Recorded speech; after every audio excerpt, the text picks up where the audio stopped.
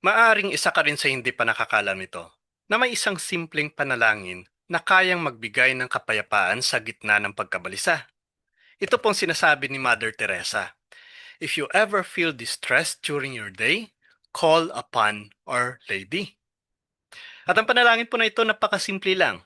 Ito po yon. Mary, Mother of Jesus, please be a mother to me now. Simple lang po, maikli, pero bakit napakalalim po ng epekto nito? At bakit maraming santo po ang nagsasabing hindi sila pinapabayaan ni Maria? Now, tingnan niyo po ang mundo ngayon. Mabilis pong takbo ng buhay. Puno ng pressure, puro comparison, puro takot sa future, puro uncertainty. Maraming tao pong nakangiti sa labas, pero pagod na pagod sa loob. Maraming tao ngayon, hindi po makatulog, laging overthinking, madaling matakot, laging may mabigat na pakiramdam. At minsan po hindi nila alam kung bakit. Ito pong malalim na reality. Hindi lang po physical ang pagod ng tao ngayon. Spiritual din. Dahil maraming tao po ang malayo sa Diyos. Walang katahimikan, walang direksyon, walang tunay na pag-asa. At kapag walang Diyos sa sentro, madaling mapuno po ng takot ang puso. Now, bakit kay Maria lumalapit ang mga santo? Bakit halos lahat ng santo ay may malalim po na debosyon sa kanya? At bakit kahit po sa gitna ng matinding paghihirap, kay Maria sila lumalapit? In John 19:26 to 27, sinasabi po dito, habang nasa krus si Jesus, sa gitna po ng sakit, sa gitna po ng paghihirap, sa huling oras po ng kanyang buhay, tumingin siya kay Maria at kay John. At sinabi niya, Woman, behold your son. Behold your mother. Ito po ay malalim na katotohanan. Hindi po ito simpleng practical arrangement lang. Hindi lang po ito, Jan, alagaan mo si Maria. Dahil kung practical lang po ito, marami pang ibang kamag-anak si Jesus noon. Pero bakit sa disipulo niya ibinigay si Maria? Dahil may mas malalim po na ibig sabihin ito. Ang nakita po ng simbahan dito ay, mula pa ng unang mga Kristiyano, nakita nila dito na ibinigay ni Jesus si Maria bilang spiritual mother ng lahat ng mananampalataya. Si John po ay hindi lang isang tao doon. Siya po ay kumakatawan sa lahat po ng disciples. Kaya nang sabihin po na Jesus na, Behold your mother, para rin iyon sa atin. Now, bakit mahalaga po ito? Dahil po sa spiritual life, hindi po tayo ginawa ng Diyos na mag-isa. Binigyan niya po tayo ng simbahan, ng mga santo, at isang ina na gumagabay po sa atin papunta kay Kristo. Ito po ang pinaka-importanting punto dito. Hindi po kailanman inagawan ni Maria ng lugar ang ating Panginoong Kristo. Sa Biblia po, ang role niya ay palaging ilapit ang tao kay Jesus. In John chapter 2 verse 5, in the wedding at Cana, sinasabi din dito, do whatever He tells you. Hindi po sinabi ni Maria na sa akin kayo tumingin. Ang sinabi niya, sundin niyo si Jesus. Ito po ang buong misyon ni Maria. Hindi po para palitan si Kristo, kundi dalhin ka papunta sa Kanya. Now, ito pong mas madalas na maling akala po ng iba. Bakit ka lalapit kay Maria? Hindi ba sapat si Jesus? Pero hindi naiintindihan po ng marami, ang paglapit po kay Maria ay hindi po paglayo kay Jesus. Ito po ay paglapit kay Jesus sa tulong po ng isang ina. Ano pang analogy dito? Kapag may problema ka, minsan po hindi mo alam paano mag-open up. Kaya lumalapit ka sa nanay mo. Hindi po dahil mas makapangyarihan siya kaysa sa Diyos, kundi dahil may comfort sa pagmamahal ng isang ina. May lambing, may tenderness, may assurance. Ganon din po si Maria. Now, hindi po kompetensya kay Kristo si Maria. Ito po ay napakalinaw. Si Jesus lang po ang Savior. Si Jesus lang ang Redeemer. Pero si Maria, spiritual mother na tumutulong po sa atin lumapit sa Kanya. In Luke chapter 1 verse 38, sinasabi po dito, Be it done to me according to your word. Buong buhay po ni Maria ay yes sa Diyos. Kaya kapag lumalapit po tayo kay Maria, mas natututo po tayong magsabi ng yes kay Kristo. Ang malalim na realidad po dito kapag ang isang tao ay sobrang nasasaktan, minsan hindi po theology ang unang kailangan niya. Kailangan niya comfort, tenderness, assurance na may nagmamalasakit. At dito po naranasan ng marami ang maternal care ni Maria. Bakit makapangyarihan po ang panalangin nito? Mary, Mother of Jesus, please be a mother to me now. Napakasimple po. Walang malalim po na theology words dito. Walang komplikadong structure. Pero bakit napakalalim? Dahil ang panalangin po na ito ay simple, humble, vulnerable, puno po ng pagtitiwala. Kapag sinabi mo ito, inaamin mo, hindi ko kaya mag-isa. At iyon po mismo ang simula ng tunay na panalangin. Bakit nakakatulong po sa pagkabalisa? Dahil minsan po ang anxiety ay hindi lang po dahil sa problema. Ito po ay galing sa pakiramdam na mag-isa ka, walang nakakaintindi, walang kakampi, walang kang kontrol. At kapag ganyan pong pakiramdam mo, nagsisimulang lumubog po ang puso mo. Pero kapag nagdarasal ka, naalala mo, hindi ka nag-iisa.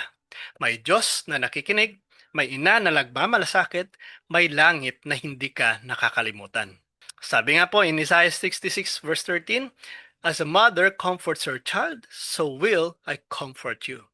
Ang Diyos po mismo gumagamit po ng larawan ng isang ina para ipakita po ang comfort niya. Malalim po na katotohanan dito, hindi po magic ang panalangin. Hindi po instant escape sa problema yan. Pero binabago po nito ang puso mo. Kapag nagbago po ang puso, nagbabago rin po ang paraan ng paghaharap mo sa takot. Na bakit simple prayers ang madalas po makapangyarihan? Dahil ang Diyos po ay hindi impressed sa haba po ng salita. Ang gusto mo niya, sincerity, trust, humility. Kaya minsan po, isang simpleng, "Mama Mary, tulungan mo ako," ay mas malalim po kaysa sa mahabang dasal na walang puso. Paano po nakakatulong si Maria? Mahalagang malinaw po ito. Hindi po magic si Maria. Hindi po siya energy. Hindi po siya source ng power. Hindi po siya kapalit ng Diyos. Ang ginawa po ni Maria, dinadala ka niya kay Jesus. Ito po ang buong misyon ni Maria sa Biblia. Hindi po para angkinin ang atensyon, kundi para ituro ka papalapit kay Kristo. In Luke chapter 1 verse 38 sinasabi po dito, "Be it done to me according to your word." Buong buhay po ni Maria ay surrender sa Diyos, obedience kay Kristo, pagtitiwala sa plano ng Diyos. Kaya siya po ang naging modelo ng tunay na pananampalataya. Now, tingnan niyo po dito ang pattern sa Biblia. Sa wedding at Cana po, sinasabi in John chapter 2 verse 5, "Do whatever He tells you." Yan po sinabi ni Maria. Pansinin niyo po, hindi po sinabi ni Maria na sa akin kayo tumingin. Ang sinabi niya, sundin niyo si Jesus. Ito po ang buong spiritual role ni Maria, hindi po para palitan si Kristo, kundi para ihatid ka sa Kanya. Kaya kapag lumalapit ka po kay Maria, mas lumalapit ka kay Jesus. Ang tunay po na debosyon kay Maria, nagpapalalim po ng prayer, nagpapalapit po kay Kristo, nagtuturo po ng humility at trust. Bakit nakakatulong po sa pagkabalisa? Dahil maraming tao po ngayon ang pagod, sugatan, overwhelmed, emotionally drained. At minsan po hindi nila alam kung paano lumapit sa Diyos. Kaya binigyan po tayo ng Diyos ng spiritual mother. Yan pong katotohanan. Bakit spiritual mother? Dahil may maternal comfort. Kapag may mabigat kang pinagdadaanan, minsan po kailangan mo ay comfort, reassurance, tenderness. At dito po naranasan ng marami ang maternal care ni Maria. Hindi po dahil mas makapangyarihan siya kaysa sa Diyos, kundi dahil ginagamit siya ng Diyos para akayin ka pabalik kay Kristo. Ang kapayapaan po hindi laging pagkawala po ng problema. Tandaan po natin yan. Ito po ang mahalagang maintindihan natin na kapag nagdarasal ka, hindi po ibig sabihin na mawawala agad lahat ng problema. Magiging perfect na agad ang buhay mo. Hindi po ganun ang Christianity. Minsan po ang tunay na himala ay hindi po nawala ang problema, kundi nagkaroon ka ng kapayapaan kahit may problema. In Philippians chapter 4 verse 6 to 7, sinasabi po dito, "Do not be anxious about anything." At ano po ang kasunod dito? The peace of God. Pansinin niyo po ito.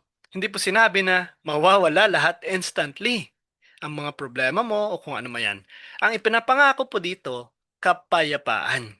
Ito pong malalim na katotohanan dito. Ang kapayapaan po ng Diyos ay hindi po laging absence of suffering. Minsan po ito ay presence of God sa gitna po ng suffering. Ano po ang reality dito? May mga taong may pera, successful, maraming achievements, pero walang kapayapaan po. At may mga taong sugatan, mahirap, maraming problema, pero may malalim po na peace. Bakit? Dahil magkaiba po ang comfort ng mundo at peace ng Diyos. Ang panalangin po ay hindi po escape. Maliwanag po yan. Hindi po ito pagtakas sa reality. Ito po ay paglapit sa Diyos sa gitna po ng reality. Bakit simple prayers ang madalas po na makapangyarihan? Dahil maraming tao po ang nag-aakala na mas mahaba daw, mas malakas na. Pero hindi po sa haba ng dasal ang mahalaga. Ang mahalaga po ay sincerity. Ano pong reality dito? Minsan ang pinakamalalim po na panalangin ay, Lord, tulungan mo ako. At minsan po ay, Mama Mary, samahan mo ako. Bakit malakas po ang simple prayers? Dahil galing po ito sa totoong puso. Tunay na pangangailangan, may humility. At iyon po ang gustong marinig ng Diyos. In Psalms 34 verse 18, sinasabi po dito, The Lord is close to the brokenhearted.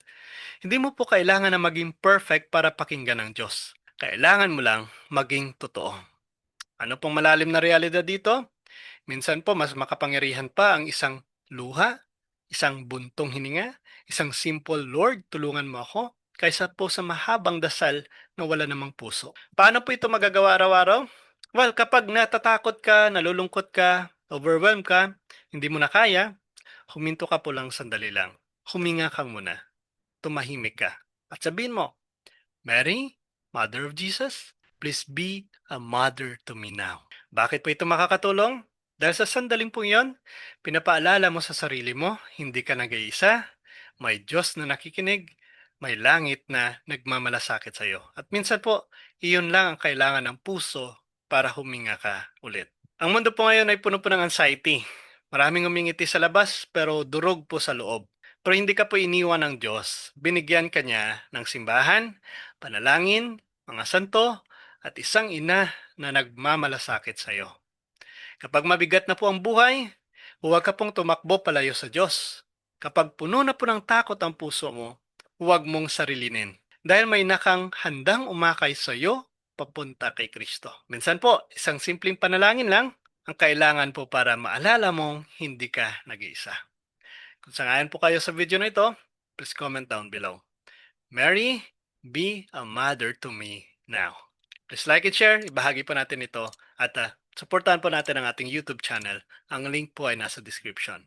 God bless po sa ating lahat, sa ngalan ng Ama, ng Anak at ng Espiritu Santo. Amen.